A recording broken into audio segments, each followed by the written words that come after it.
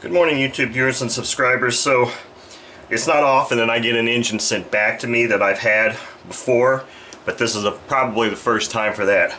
This is an OS 25AX engine that I did some break-in runs on for a fellow flyer.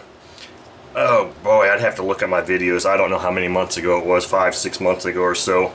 And at that time I kind of fell in love with this engine, and rightfully so. It's a beautiful engine. But since I was contacted by Tom, and he said that he'd been flying with the engine, everything felt fine, and then one day it just seemed like it was binding up on him when he was, I don't know if it was during trying to start it or hand rotating or what. So I said, well, if you're that concerned about it, just send it to me and I'll take a look at it. So I took the engine out of the box, and now I've obviously got a prop on here because I'm going to try and reproduce exactly what he was seeing. But when I was rotating it over by hand, I didn't feel or see anything that seemed unusual at all. It feels perfect to me. Now, when I did the break-in run on it, the only thing that Tom has done is mounted a 9.6 APC prop is what he was running, and he never even touched the high-speed needle from when I sent it back to him. So I have not touched it either.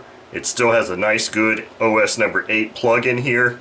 So like I said, he was running an APC 9.6, which I just so happen to have. He also happened to be running Cool Power 15% 4-stroke fuel, which I personally wouldn't be running in this engine, but that's just me. But I guess his hobby shop, said that was fine, and it won't destroy the engine, I don't believe. I just don't run that kind of high in nitro content in any engines anyway. But I do have some Cool Power MV 4-stroke fuel, so I'm going to try and reproduce exactly the conditions that Tom was seeing with this engine, see if I can feel any binding, see anything that's wrong with this engine. But externally it looks great.